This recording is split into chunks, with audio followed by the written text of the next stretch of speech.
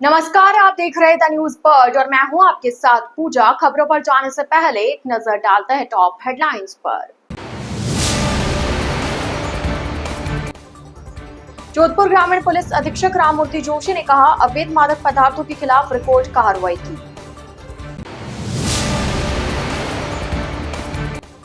विवाहिता की संदिग्ध मौत के मामले में परिजनों सहित सेन समाज के लोगों ने ग्रामीण एसपी को सौंपा ज्ञापन।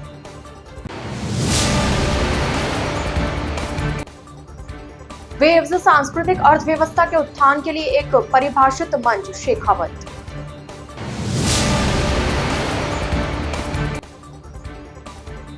पद्मश्री शीन का निजाम का पुष्करना चिंतन एवं पुष्करना सृजन सोसाइटी की ओर से स्वागत किया गया।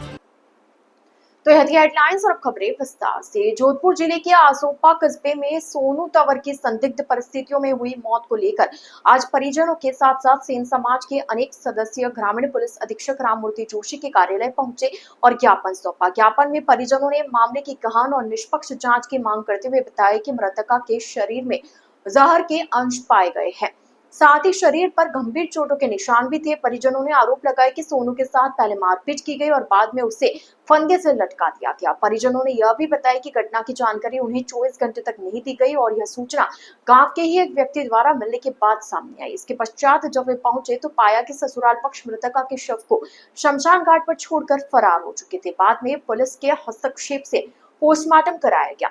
अब तक किसी की गिरफ्तारी नहीं होने पर परिजनों और समाज के लोगों में गहरा आक्रोश व्याप्त है। उन्होंने आरोपी पति, सास ससुर और ननद की तत्काल गिरफ्तारी की मांग की है। ग्रामीण एसपी राममूर्ति जोशी ने परिजनों को निष्पक्ष और गंभीर अनुसंधान का आश्वासन दिया और जल्दी कार्रवाई करने का विश्वास दिलाया। आसोप की घटना है जो डे गांव की बच्ची थी, सैन समाज की बच्ची है, जिसकी 1.5 साल पहले मैरिज हुई थी और उसके बाद वो ससुराल आना जाना उसका शुरू हो गया। लेकिन उसके कुछ महीने बाद ही, जैसे उनके पिताजी ने बताया, कि उसके साथ मारपीट और बातचीत करना परिवार के साथ बंद कर दिया था और दहेज के लिए उसको प्रताड़ित किया जा रहा था। फिर अभी वो 7 महीने की प्रेग्नेंट भी थी, उसके पेट में बच्चा था और उस बच्ची को मार पीट के और उसको फांसी के ऊपर गला घोट के और फांसी फंदे पे लटका दिया गया, मार दिया। फिर उसको बिना परिवार को सूचित किए और बिना किसी को सूचित किए वो शमशान घाट में उसको जलाने के लिए लेके चले गए। तब परिवार वालों को किसी गांव वालों ने सूचित किया तो वहां पे पहुंचे तो आनंद फानन शमशान घाट पे ही बॉडी को छोड़ के और वहां से भग गए। फिर परिवार वालों ने वहां पे उसको जो भोपालगढ़ स्थित हॉस्पिटल लेके गए, वहां उसका पोस्टमार्टम हुआ है और वहां का पुलिस प्रशासन जो थाना है वो साहब पहले भी ऐसी ये घटनाएं कई हो चुकी है जो उनके साथ मिल चुका है, उनसे पैसे लेके और इस मामले को दबाया जा रहा है। और जो पोस्टमार्टम की रिपोर्ट है, जब परिवारजन गए कि हमको पोस्टमार्टम की रिपोर्ट दिखाओ, वो रिपोर्ट भी नहीं दिखाई। बोले यहाँ पे ये सामने पढ़ लो। उसके अंदर साफ साफ रिपोर्ट में आया है कि बच्ची को जहर भी दिया हुआ है और बच्ची को मार के चोटों के निशान है, मारपीट के, और उसको गला घोट के मारा गया है। उसके बाद बोल रहे कि एफएसएल रिपोर्ट आएगी। एफएसएल रिपोर्ट है सारी साहब, ये बदली जा सकती है पैसे लेके। जो वहां के पुलिस वाले वो बिक रहे हैं और हमारे समाज को किसी को भी उनके ऊपर भरोसा नहीं है। ये पीड़ित परिवार के इसके जो पिताजी हमारे पास आए हुए हैं, इनका रो के पूरे परिवार का बुरा हाल है और दरिंदों ने सरासर ये हत्या की गई, हत्या का केस है। अभी तक पुलिस की तरफ से उसके परिवार के किसी भी सदस्य को गिरफ्तारी भी नहीं हुई है। सर नहीं, इससे नहीं लगता था, सुसाइड करने वाले थे ही नहीं। वो बोले इतना अच्छा थी वो, हम वो पहले खुशी थी, मालूम अचानक क्या हुआ है, समाचार ऐसा आ गया कि ऐसा हो गया। अब आप क्या चाहते हैं? न्याय चाहते हैं, वहाँ दरिंदों को फांसी दी जाए, पकड़ा जाए। अभी तक वो जेल में फरार है, पकड़ा क्यों नहीं पुलिस? 21 तारीख का मैटर है। पहलगाम में हुए आतंकी हमले के बाद सुरक्षा व्यवस्था को लेकर जोधपुर ग्रामीण जिला पुलिस अलर्ट है और पूरे जिले भर में अभियान चलाकर अवैध रूप से रह रहे बांग्लादेशियों की जांच पड़ताल की जा रही है। वहीं पश्चिम बंगाल में अन्य राज्यों से आए सभी श्रमिकों के दस्तावेज भी जांचे जा रहे हैं। जोधपुर ग्रामीण एसपी राममूर्ति जोशी ने बताया कि पहलगाम हमले के बाद राज्य सरकार ने विशेष एहतियात बरतने के निर्देश दिए थे। उन्होंने बताया कि जोधपुर सामरिक दृष्टि से भी काफी महत्वपूर्ण है और सीमा से लगता हुआ क्षेत्र है। ऐसे में यहाँ विशेष चौकसी बरती जा रही है। जोशी ने बताया कि विभिन्न राज्यों से आए श्रमिकों के दस्तावेज जांचे जा रहे हैं, साथ ही बंगाल से आकर यहाँ पर रह रहे श्रमिकों के दस्तावेजों की जांच की जा रही है। उन्होंने बताया कि फिलहाल अभी तक कोई संदिग्ध नहीं मिला है। यदि कोई भी अवैध रूप से रहता हुआ पाया गया तो उसे डिपोर्ट करने की कार्रवाई की जाएगी। साथ ही धार्मिक भावनाओं को भड़काकर सांप्रदायिक सौहार्द बिगाड़ने वालों पर विशेष निगरानी रखी जा रही है। धार्मिक स्थलों पर चौकसी बढ़ाई गई है और सूचना तंत्र को भी मजबूत किया गया है। उन्होंने कहा कि किसी भी प्रकार की अवांछित गतिविधि करने वालों के खिलाफ पुलिस सख्ती से निपटेगी। घटना के बाद कानून व्यवस्था की दृष्टि से संवेदनशीलता अपने आप में महत्वपूर्ण है। और चूँकि जोधपुर मारवाड़ सीमावर्ती क्षेत्र पड़ जाता है, तो सामरिक दृष्टि से भी संवेदनशील क्षेत्र में आता है।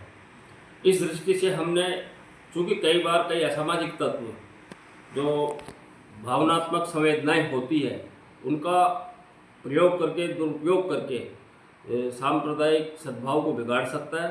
तो इस लिहाज से हमने सांप्रदायिक दृष्टि से जो संवेदनशील क्षेत्र है वहाँ फिक्स विकेट लगाए हैं। सांप्रदायिक दृष्टि से संवेदनशील क्षेत्रों में लगातार गश्त कर रहे हैं, धार्मिक स्थलों की निगरानी कर रहे हैं, और जो असामाजिक तत्व सोशल मीडिया पे या ग्राउंड लेवल पे माहौल बिगाड़ने का प्रयास कर सकते हैं, उन पे हम हर संभव उपाय से उनकी निगरानी कर रहे हैं।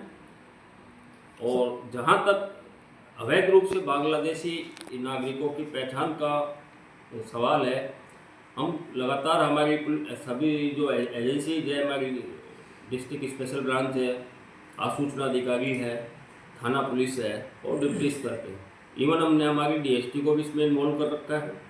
और जो भी बाहर के मजदूर, विशेषतः पश्चिम बंगाल के मजदूर अपने यहाँ विभिन्न क्षेत्रों में यदि कहीं कार्य करते हुए मिलते हैं, तो हम उनके दस्तावेज सत्यापन, उनसे पूछताछ और उनका साइबर एनालिसिस वगैरह सारा अभियान हमने एक चला रखा है। और हमारी प्राथमिकता ये रहेगी कि पूर्ण संवेदनशीलता और समर्पण के साथ यदि कोई बांग्लादेशी अवैध रूप से या रहता हुआ पाया जाता है, तो उसकी शिनाख्त करके आगे उसकी डिपोर्टेशन की कार्रवाई शुरू करवाई।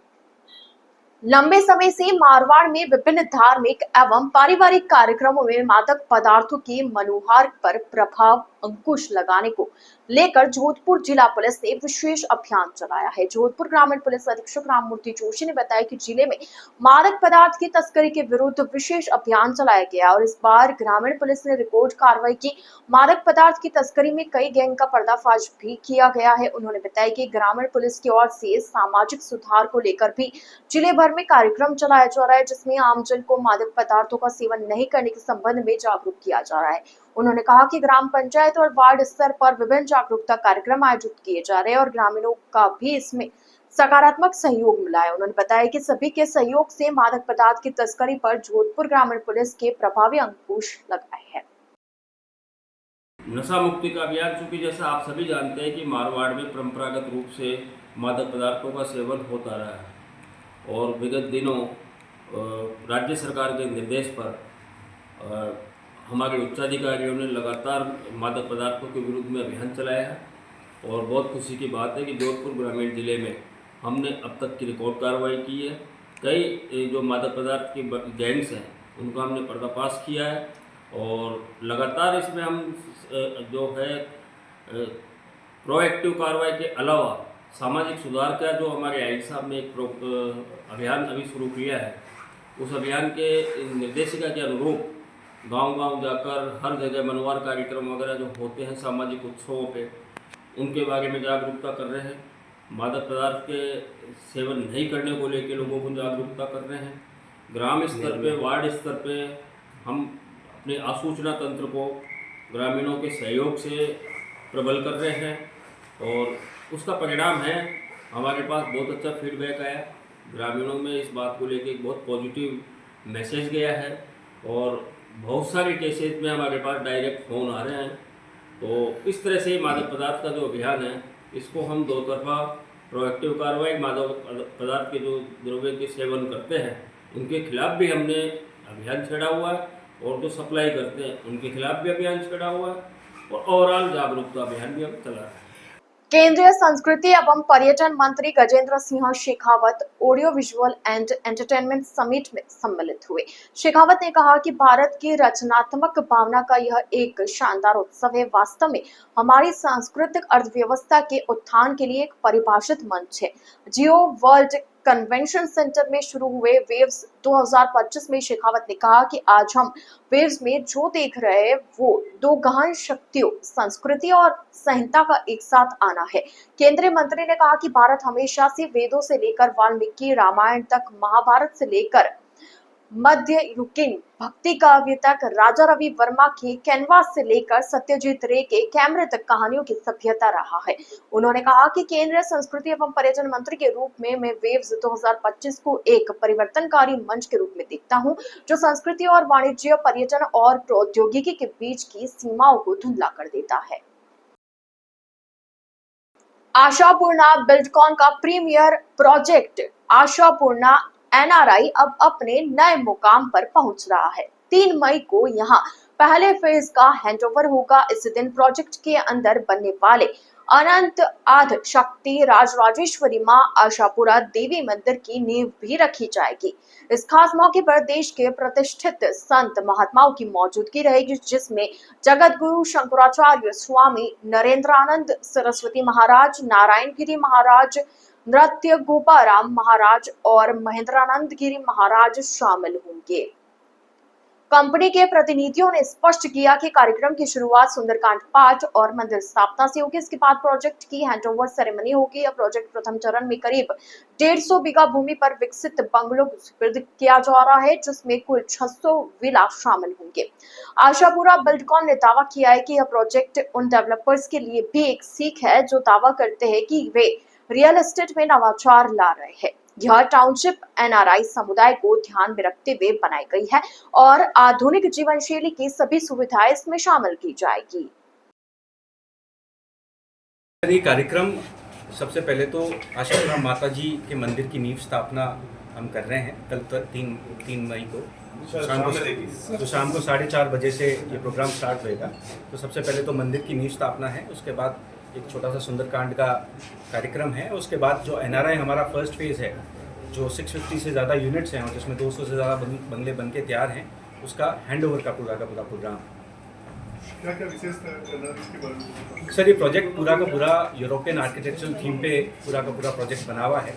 जो आज उसके ट्यून देखें तो ये प्रोजेक्ट 250 एकड़ से भी ज़्यादा का बड़ा प्रोजेक्ट है पूरा का पूरा। इसके अंदर सारी जो अमेनिटीज़, सबसे पहले तो मैं सिक्योरिटी की बात करूंगा, तो सारी जो सिक्योरिटी अवेलेबल है, जो 3 टायर सिक्योरिटी जिसको अपन बोलते हैं, वो सारी सिक्योरिटी इसमें अवेलेबल है। उसके अलावा 70,000 स्क्वायर फीट से ज़्यादा का पूरा इसके अंदर क्लब हाउस है, जिसके अंदर सारे आउटडोर गेम्स, चाहे बैडमिंटन हो, चाहे स्क्वॉश कोर्ट हो, चाहे लॉन टेनिस हो, और जो इंडोर की अगर मैं बात करूँ तो जिम्नेजियम, सोना bath, swimming pool, everything which you wish about, skating rings, amphi theatre, सारी की सारी सुविधाएँ इसके अंदर उपलब्ध है। अभी मौखिक रूप पे 5 से ज़्यादा थीम बेस्ड गार्डन्स बन के तैयार हो चुके हैं। 5 और जो सेकंड फेज़ के अंदर आएंगे, तो 5 और, तो टोटल पूरे प्रोजेक्ट के अंदर 10 से ज़्यादा थीम बेस्ड गार्डन्स हैं अलग अलग, जो पूरी सोसाइटी को हम लोग उपलब्ध करवाने जा रहे हैं। सारे विलास जो हैं वो आपको 138 गज से लेके 600 गज तक के सारे आपको विलास मिल जाएंगे, कट जाएंगे। और सबसे अच्छी बात है कि प्रोजेक्ट के डेवलपमेंट की अगर मैं बात करूँ तो हर कोई डेवलपमेंट जो एक आदमी देखना चाहता है अपने लाइफस्टाइल में, वो हर तरीके का डेवलपमेंट हमने किया है विदाउट एनी कॉम्प्रोमाइज। पुरानी जो चीज़ें हुई हैं उनसे भी बेटर और कैसे कर सकें, एक आयाम स्थापित कैसे कर सकें कि ये मिनिमम स्टैंडर्ड होना चाहिए कॉलोनी का, उस दर्जे को हमने दिमाग में रख के इसको पूरा का पूरा इस प्रोजेक्ट को हमने तैयार किया। द न्यूज़ बर्ड के इस बुलेटिन में फिलहाल वक्त तो चला एक छोटे से ब्रेक का। ब्रेक के बाद जल्द हाजिर होंगे, आप बने रहिए द न्यूज़ बर्ड के साथ।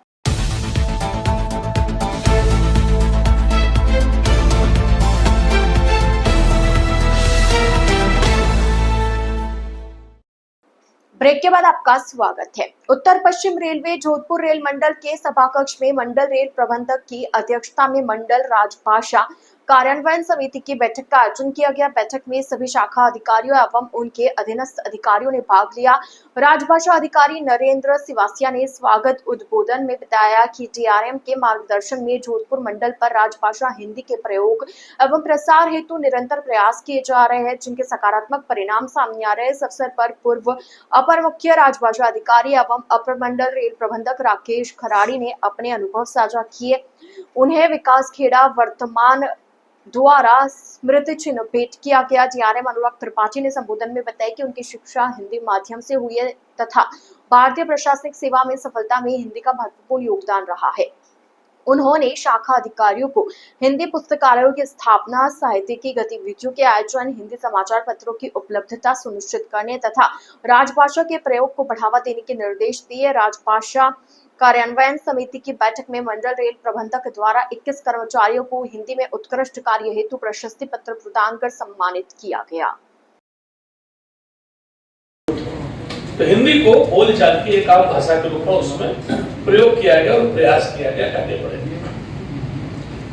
स्वतंत्रता के बाद अधिनियम बने, संविधान बना और उसमें माना गया कि हिंदी को हमको राष्ट्रभाषा के रूप में आगे बढ़ाना है, लेकिन बाकी भाषाएं भी साथ में काम करती रहेंगी।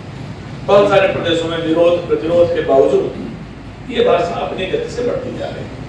हम लोग भाग्यशाली हैं कि हम राजस्थान में हैं, जो हमारा का क्षेत्र में आता है, उत्तर प्रदेश में भी का क्षेत्र में आता है। तो प्रायः नई दिल्ली में राष्ट्रपति द्रौपदी मुर्मू के हाथों पद्मश्री से सम्मानित हुए मशहूर अंतर्राष्ट्रीय ख्यात मकबूल शायर, चिंतक और आलोचक शिनकाफ निजाम का शुक्रवार को पुष्करना चिंतन एवं पुष्करना सृजन सोसाइटी की ओर से अभिनंदन एवं स्वागत किया गया। शिनकाफ निजाम को राष्ट्रपति द्रौपदी मुर्मू ने कुछ दिन पहले नई दिल्ली में पद्मश्री से सम्मानित किया था। जोधपुर लौटने के बाद से ही उनका स्वागत व अभिनंदन का दौर जारी है। शुक्रवार को पुष्करना चिंतन एवं पुष्करना सृजन सोसाइटी की ओर से उनका अभिनंदन किया गया। इस दौरान रिटायर्ड जनसंपर्क अधिकारी आनंद राज व्यास, वरिष्ठ पत्रकार सुरेश जोशी, रामजी व्यास, मनोज बोहरा आदि सोसाइटी से जुड़े पदाधिकारी व सदस्य उपस्थित रहे।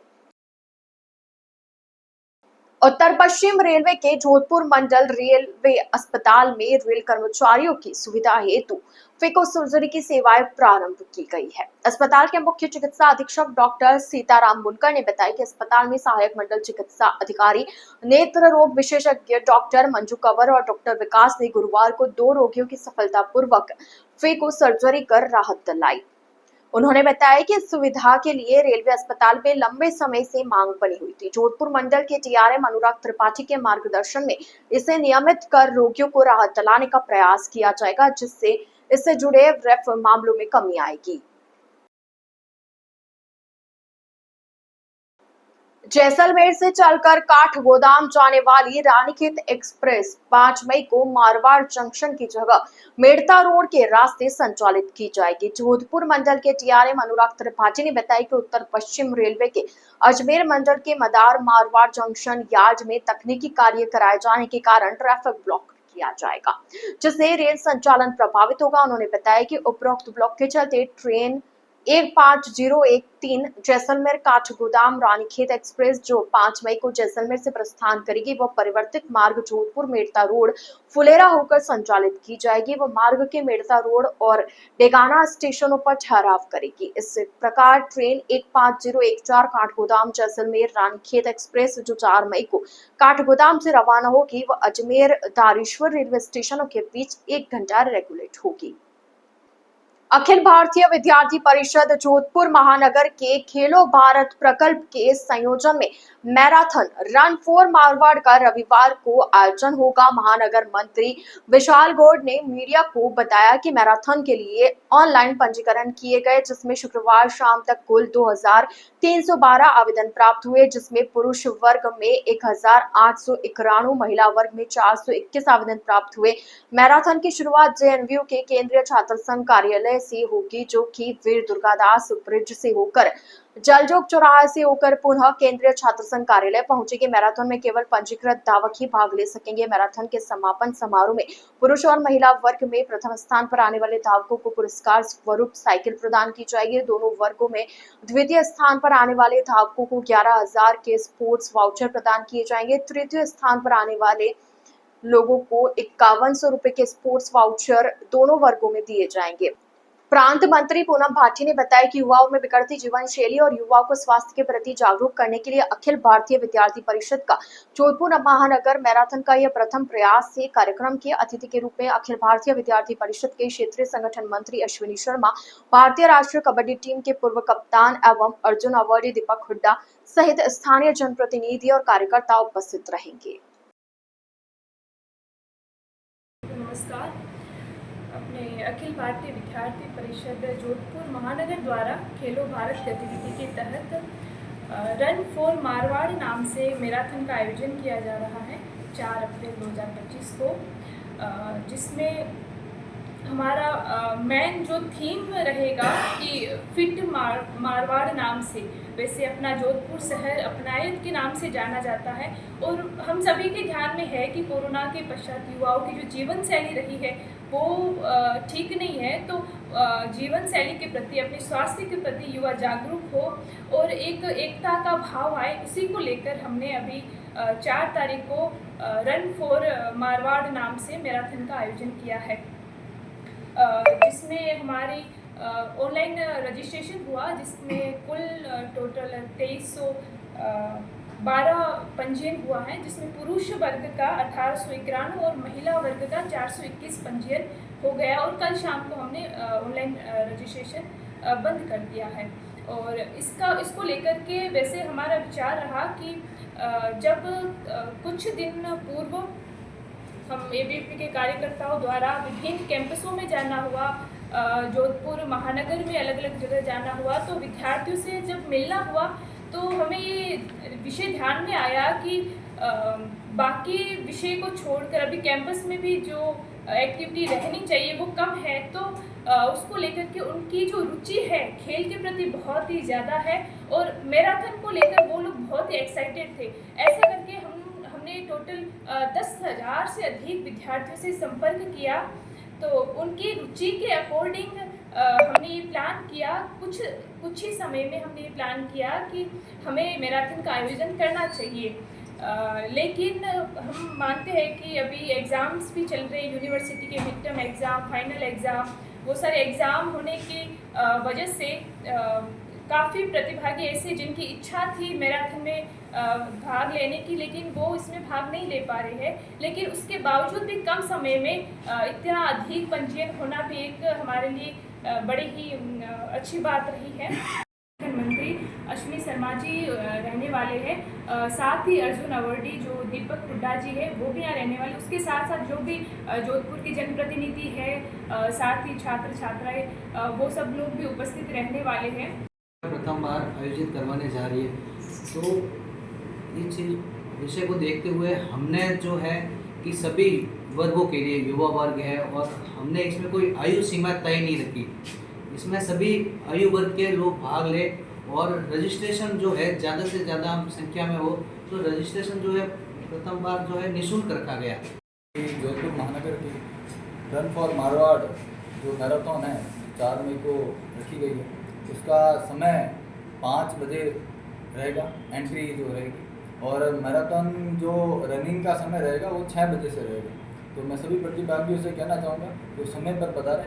और एक स्थान को लेकर परिवर्तन किया गया है, पहले हमारा स्थान एमबीएम विश्वविद्यालय रखा गया था, नीट के एग्ज़ाम को देखते हुए हमने स्थान परिवर्तन किया है। तो सभी प्रतिभागियों से मेरा निवेदन रहेगा कि जो परिवर्तित स्थान है जय नारायण व्यास विश्वविद्यालय का छात्र संघ कार्यालय, उससे हमने प्रारंभ रखा है, फिर अरोड़ा सर्किल होते हुए सविद सर्किल, फिर वीर दुर्गादास ब्रिज से होते हुए हम मेडिकल चौराहे और जलजोग से पुनः वापस छात्र संघ कार्यालय तक का हमने रूट रखा है। और जो हमारी व्यवस्था है इसमें काफ़ी सारे कार्यकर्ता लगे और जो है हम एक सफल मैराथन जो 4 तारीख को आयोजन करवाए, इस प्रकार व्यवस्था बनी है।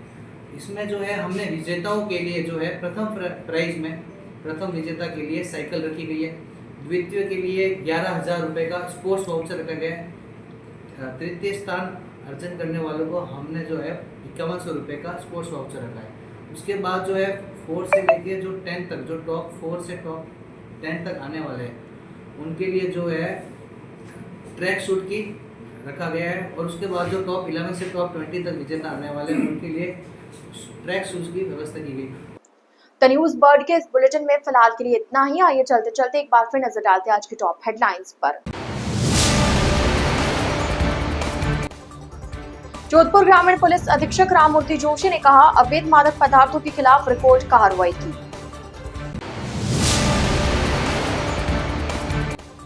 विवाहिता की संदिग्ध मौत के मामले में परिजनों सहित सेन समाज के लोगों ने ग्रामीण एसपी को सौंपा ज्ञापन।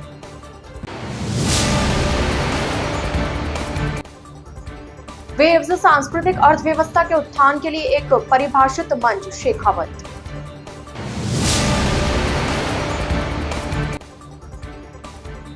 पद्मश्री शीन का निजाम का पुष्करणा चिंतन एवं पुष्करणा सुरजन सोसाइटी की ओर से स्वागत किया गया। तो अब दीजिए इजाजत पूजा को और आप इसी तरह बने रहिए द न्यूज बर्ड के साथ। नमस्कार।